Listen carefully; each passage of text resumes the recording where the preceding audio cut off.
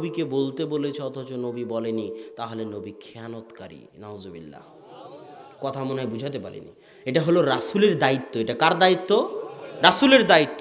এখন আপনি যদি বলেন ঈদে মিলাদুন্নবী আদায় করতে হবে, ঈদে মিলাদুন্নবী আদায় করা ভালো, আদায় করলে এই নেকি, শবে বরাত করতে হবে, করা ভালো করলে এই নেকি, তাহলে আপনাকে দেখাতে হবে আল্লাহর রাসূল করতে বলেছেন কিনা, করেছেন কিনা।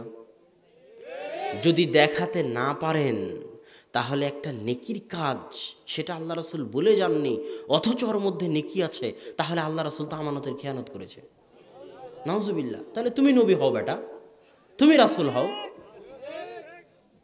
কথা মনে হয় বুঝাতে পারিনি।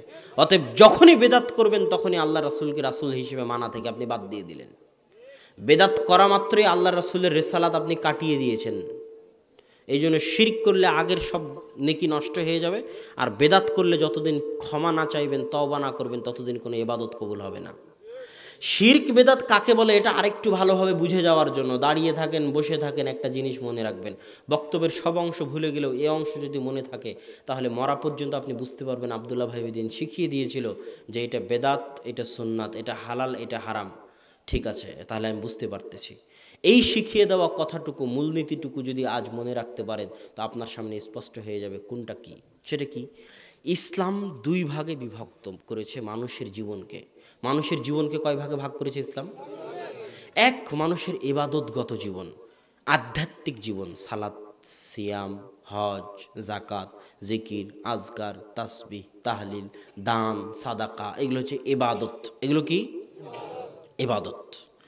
আর একটা হচ্ছে মানুষের বৈষয়িক দুনিয়াবি জীবন। যখন আপনি মসজিদে আছেন তখন ইবাদত করতেছেন, সিয়ামরত অবস্থায় আছেন তখন ইবাদত করতেছেন, হজ করতে গেছেন ইবাদত করতেছেন, জিকির আজকার করছেন, তাসবিহ তাহলিল করছেন, ইবাদত করতেছেন। এই যে ইবাদত থেকে যে বের হলেন, বের হওয়ার পর যে কাজগুলো করতেছেন ওগুলো হচ্ছে দুনিয়াবি কাজ। ওই যে কৃষি কাজ করতেছেন মাঠে, এটা কি কাজ? খাচ্ছেন, এটা কি কাজ? দুনিয়াবি কাজ। ব্যবসা করতেছেন, এটা কি কাজ? দুনিয়াবি কাজ। তাহলে ইসলাম মানুষের জীবনকে কয় ভাগে ভাগ করেছে? দুই ভাগে ভাগ করেছে, একটা ইবাদত আর একটা দুনিয়াবি। আপনার ব্যবসা বাণিজ্য, খাওয়া দাওয়া, উঠা বসা, চলাফেরা, বিবাহ শাদী, সমাজ, রাষ্ট্র, অর্থনীতি, সব কিছু হচ্ছে মানুষের দুনিয়াবি কাজ। এবার এই দুটোর ক্ষেত্রে পার্থক্য কি বোঝা গেছে? সবাই বুঝতে পেরেছেন? সবাই পিছনে যারা আছেন একটু কথা বলেন। দুনিয়াবি আর মানুষের ইবাদত দুটার পার্থক্য বুঝতে পেরেছেন তো?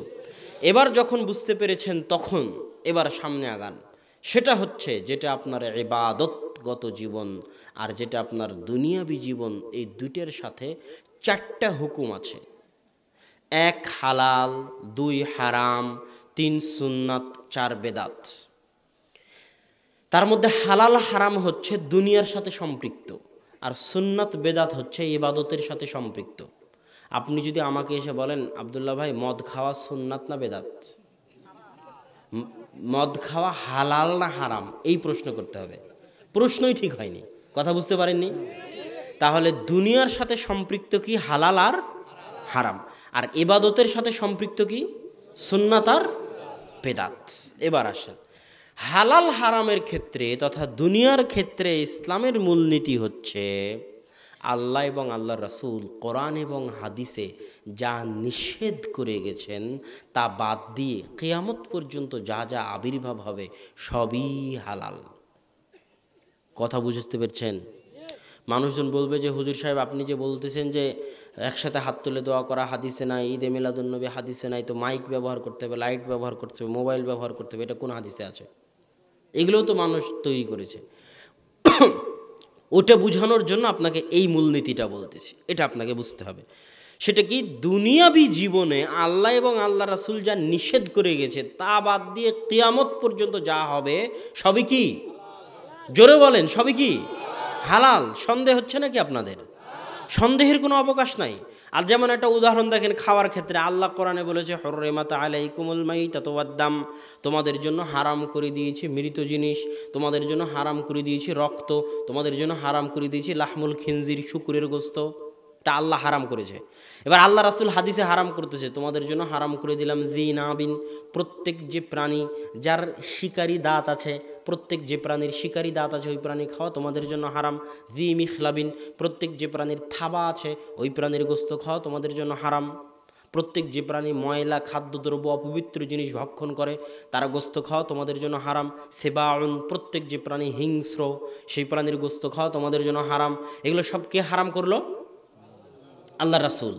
তাহলে আল্লাহ রাসূল যা হারাম করলেন তার সমষ্টি দাঁড়ালো কি? তার সমষ্টি দাঁড়ালো মৃত জিনিস, রক্ত, শূকরের গোস্ত, থাবাওয়ালা পশু, শিকারী দাঁতওয়ালা পশু, হিংস্র পশু, অপবিত্র জিনিস ভক্ষণ করে এমন পশু, এদের সব কিছুর গোস্ত খাওয়া কি? হারাম। এখন কিয়ামত পর্যন্ত এগুলোর বাইরে আল্লাহ রাসূলের যুগে পোলাও ছিল, হায়দ্রাবাদি বিরিয়ানি ছিল, চিকেন বার্গার ছিল, বিফ বার্গার ছিল, ছিল নাকি? কিছুই ছিল না। কিয়ামত পর্যন্ত আরও যত খাবার আবিষ্কার হবে যার মধ্যে এগুলো থাকবে না, সব কি হবে? হালাল হবে। মানুষ যত বানাতে পারে পারাক, কোনো সমস্যা নেই। এগুলো না থাকলেই হলো। আল্লাহ এবং আল্লাহ রাসূল যা নিষেধ করে গেছেন তা না থাকলেই হলো। তা বাদ দিয়ে কিয়ামত পর্যন্ত তুমি আবিষ্কার করে ভর্তি করে দাও দুনিয়া, কোনো আপত্তি নেই, খাও, সব হালাল। শুধু এগুলো না থাকলেই হলো, সবই হালাল, এগুলো না থাকলে হলো। এটা হলো দুনিয়ার ক্ষেত্রে নিয়ম। ব্যবসা বাণিজ্যের ক্ষেত্রে আল্লাহ রাসূল যা নিষেধ করে গেছে তা বাদ দিয়ে যত ব্যবসা দুনিয়াতে আবিষ্কার হবে করো, যত আবিষ্কার করতে পারো, সব ব্যবসা হালাল। আল্লাহ এবং আল্লাহ রাসূল যা নিষেধ করে গেছে তা থাকা হবে না, সুদ থাকা হবে না, ধোঁকা থাকা হবে না, যত নিষেধ করে গেছে সেগুলো বাদ দিয়ে বাকি যা থাকবে সব হালাল। এটা কিসের ক্ষেত্রে গেল? কথা বলেন, কিসের ক্ষেত্রে গেল? দুনিয়ার ক্ষেত্রে। এবার ইবাদতের ক্ষেত্রে সম্পূর্ণ উল্টা, সম্পূর্ণ উল্টা। ইবাদতের ক্ষেত্রে আল্লাহ এবং আল্লাহ রাসূল যা বলে গেছেন, যা করে গেছেন, তাদের মৃত্যু আল্লাহর রাসূলের মৃত্যুর পরে আল্লাহর বলে যাওয়া কোরআন থেকে আল্লাহর রাসূলের বলে যাওয়া হাদিসের বাইরে সরিষা সমপরিমাণ, চুল পরিমাণ, বিন্দু পরিমাণ আমি যদি ইবাদতের মধ্যে বৃদ্ধি করি তাহলে সরিষার নাম হবে বেদাত, ওই চুলের নাম হবে বেদাত, ওই বিন্দু পরিমাণ বৃদ্ধির নাম হবে বেদাত। আপনি যতই বলেন যে এটা ভালো আমল, তাহলে আমি আপনাকে বলবো সারা পৃথিবীর সব হুজুর এক জায়গায় হলো। ইমাম বুখারী, মুসলিম, আবু দাউদ, নাসাই, তিরমিজি, আবু হানিফা, শাফি, মালিক, হাম্বল, আরও বর্তমান পৃথিবীতে দেওবন্দির হুজুর, বেরেলভির হুজুর, আহলে হাদিসের হুজুর, সারা পৃথিবীর সব হুজুর এক জায়গায় হয়ে বলতেছে সালাত আদায় করা ভালো কাজ। প্রত্যেক দিনই যখন জোহরের সালাত 4 রাকাত করে পড়তেছি তখন জুমার দিন আর 2 রাকাত পড়বো না, জুমার দিনও 4 রাকাত পড়বো। সালাত আদায় করা কি খারাপ কাজ? বলেন, সালাত আদায় করা কি খারাপ কাজ? আমি যদি 2 রাকাত বেশি সালাত আদায় করি সমস্যা কি? সমস্যা কি? এটাই বেদাত। একটা সিজদাও যদি বাড়াস বেটা, তো একটা সিজদাও বেদাত হবে।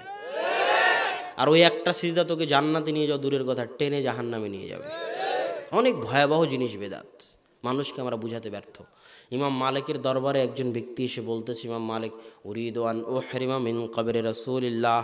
ইমাম মালিক আল্লাহ রাসূল এহরাম বাঁধার জন্য কয়েকটা জায়গা ঠিক করে দিয়েছে। আমরা জানি মদিনাবাসী যদি এহরাম বাঁধতে চায়, এটা হলো মদিনা, মদিনাবাসী যদি এহরাম বাঁধতে চায় এটা হলো মক্কা, মদিনাবাসী যদি এহরাম বাঁধতে চায় মদিনা থেকে 10 কিলোমিটার দক্ষিণে একটা জায়গা আছে জুলহুলাইফা, ওখান থেকে এহরাম বাঁধতে হয়, এহরামের কাপড় পরতে হয়, তালবিয়া পড়তে হয়। ইমাম মালিক, আমি এহরাম বাঁধতে চাচ্ছি আল্লাহর রাসূলের মসজিদ থেকে, যেটা পৃথিবীর দ্বিতীয় শ্রেষ্ঠ মসজিদ, কাবার পরে শ্রেষ্ঠ মসজিদ, ওই মসজিদ থেকে আল্লাহর রাসূলের কবরের পাশ থেকে এহরাম বাঁধতে চাচ্ছি। তখন ইমাম মালিক বলতেছে আরো আকান তাকা ফিল ফিতনা, আমি দেখতেছি তুমি ফিতনার মধ্যে পড়ে যাচ্ছ। তখন ওই ব্যক্তি বলতেছে আমাদের সমাজের হুজুরের মতো, আইয়ু ফিতনাতিন হাদিহি, আপনি কিসের ফিতনার কথা বলতেছেন? ইল্লা আন আজিদা আমি আলান, আমি যদি জুলহুলাইফা পার হয়ে চলে যেতাম তাহলে না হয় ফিতনা, এটা বুঝলাম। আমি তো জুলহুলাইফা পার হইনি, তাও আবার আল্লাহর রাসূলের মসজিদ, এত মহান জায়গা, এত বড় জায়গা, দামি মসজিদ, আবার আল্লাহর রাসূলের কবরের পাশে, ওখান থেকে এহরাম বাঁধবে, আবার ফিতনা কি? আপনিও যদি হজ করতে যান দেখবেন শাহজালাল বিমানবন্দর থেকে সব এহরামের কাপড় বেঁধে আছে, এখান থেকেই তালবিয়া পাঠ করতেছে। ওদেরকে যদি বলেন যে আপনার এহরামের জায়গায় ইয়ালামলাম, আপনি ওখান থেকে তালবিয়া পাঠ করবেন, আপনি এখানে কেন? তবে আরে বাবা, আমি তো ইয়ালামলাম পার হয়ে যাইনি, 1000 কিলোমিটার দূরে ঢাকায় বসে করতে, এর মধ্যে আবার ফিতনা কি? একই প্রশ্ন করবে, যেই প্রশ্ন ওই ব্যক্তি 1200 বছর আগে ইমাম মালিককে করেছে। তখন ইমাম মালিক বলতেছেন আইয়ু ফিতনাতিন আ'যামু মিন হাদিহি সাবাকতা ইলা ফাজিলাতিন কাসারা আনহা রাসূলুল্লাহ সাল্লাল্লাহু আলাইহি ওয়াসাল্লাম।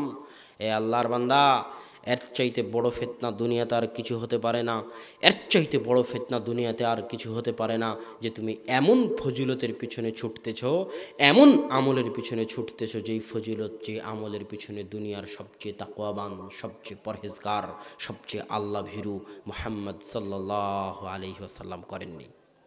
এর চেয়ে বড় ফিতনা হতে পারে না। এই জিনিসটা দুইভাবে ফিতনা। এক, তুমি আল্লাহ রাসূলকে দুইভাবে অপমান করতেছো। তুমি বলতেছো যে আল্লাহর রাসূল তার রিসালাতের দায়িত্ব পালন করে যায়নি, নাউজুবিল্লাহ। আর তুমি বলতে চাচ্ছ তুমি আল্লাহ রাসূলের চেয়ে বেশি পরহেজগার, নাউজুবিল্লাহ। আল্লাহ রাসূলের যুগে এরকম মানুষ ছিল। তিনজন ব্যক্তি আল্লাহ রসুলের বাড়িতে গিয়ে বলতেছে আল্লাহ রসুলের ইবাদত কি বলেন। তো আল্লাহ রসুলের স্ত্রীরা বলছে ইয়াসুম ওয়া ইফতার, আল্লাহ রসুল সিয়াম পালন করেন, আল্লাহ রসুল সিয়াম ভাঙেন। ইয়াকুমু ফিল্লাইলি ওয়া ইয়ানাম, আল্লাহ রসুল রাত্রে তাহাজ্জুদ পড়েন, রাত্রে ঘুমান। আল্লাহ রসুল বিবাহ করেছেন, তার স্বামী, তার স্ত্রী, পুত্র, সন্তান, সন্ততি সবই আছে। তখন ওই ব্যক্তিগুলো বলতেছে যে আল্লাহ রসুলের আগের গুনাহ মাফ হয়ে গেছে, পরের গুনাহ মাফ হয়ে গেছে, আল্লাহ রসুলের অল্প ইবাদতে চলবে, আমাদের চলবে না, নাউজুবিল্লাহ। তখন একজন বললো যে আসুম ওয়ালা উফতির আবাদা, আমি আজীবন সিয়াম রাখবো, সিয়াম ভাঙবো না। আর একজন বলছে আমি সারা রাত ঘুমাবো না, সারা রাত তাহাজ্জুদের সালাত আদায় করবো। আর একজন বললো আমি আজীবন বিয়ে করবো না। আল্লাহ রাসূল তাদেরকে খুঁজে বের করে বলছেন আকুল তুম কাদা ওয়া কাদা, আরে তোমরাই কি তারা যারা এই কথা বলেছো? তো বলে হ্যাঁ আমরাই তারা। তখন আল্লাহ রাসূল বলেন ওয়াল্লাহি লা আন্নী আখশাকুম ওয়া আতকাকুম লিল্লাহ, জেনে রাখো আল্লাহর কসম করে বলতেছি, আল্লাহর কসম করে বলতেছি, আমি মুহাম্মদ আসমানের নিচে জমিনের উপরে সবচেয়ে আল্লাহ ভীরু, সবচেয়ে তাকওয়াবান, সবচেয়ে পরহেজগার। আমি সিয়াম পালন করি, সিয়াম ভাঙ্গি, আমি বিবাহ করেছি, আর আমি রাত্রে সালাত আদায় করি, রাত্রে ঘুমাই। এটা আমার সুন্নাত। যে আমার সুন্নাত থেকে মুখ ফিরিয়ে নিবে সে আমার উম্মতের অন্তর্ভুক্ত নয়। যত বড় হুজুর হোক, যত বড় ইমাম হোক, যত জ্ঞানী হোক, যত পাগড়িওয়ালা হোক, যে আল্লাহ রসুলের ইবাদতকে ছোট মনে করে নিজে থেকে ইবাদত আবিষ্কার করতে চাইবে, সে আল্লাহ রসুলের উম্মতের অন্তর্ভুক্ত হতে পারবে না। কিয়ামতের মাঠে আল্লাহ রসুল তাকে সহকান সহকান সহকান লিমান গাইয়ারা বাদি, দূর হও দূর হও দূর হও, যে আমার পরে আমার দিনের মধ্যে পরিবর্তন করেছো, সই ঢুকিয়েছো, সরিচা ঢুকিয়েছো, এদের আজকে হাউজে কাউসারের পানি পান করার ভাগ্য হবে না, দূর হয়ে যাও। অতএব সম্মানিত উপস্থিতি, বেদাত অনেক ভয়াবহ জিনিস। আমাদেরকে শিরক থেকে বেঁচে থাকতে হবে, বেদাত থেকে বেঁচে থাকতে হবে, সুন্নাতের উপর আমল করতে হবে, তাওহীদের উপর আমল করতে হবে। যে জায়গায় সবচেয়ে বেশি বিভ্রান্তি হয়, আহলে হাদিসরা বেদাত বলতে বলতে বলতে বলতে ইবাদত করার কোনো ইবাদতই রাখেনি, বলে না বলে না। আরে 20 রাকাত সালাত আদায় করবো তারাবির, সেটাকেও এরা বাদ দিয়ে দিল। একসাথে হাত তুলে দোয়া করবো, সেটাও বাদ দিয়ে দিল। বাদ দিতে দিতে দিতে দিতে ইবাদত করার মতো কোনো ইবাদতই নাই, বলে না বলে না। তাদেরকে বলেন যে ভাই আপনি সারা কোরআন খুঁজেন তো, সারা কোরআনে আল্লাহ কোথায় বলেছে যে আমি দেখতে চাই তোমাদের মধ্যে কে বেশি আমল করে? আপনিও খুঁজবেন সারা কোরআন, যে সারা কোরআনে আল্লাহ কোথাও বলেছে নাকি যে আমি দেখতে চাই তোমাদের মধ্যে কে বেশি আমল করবে?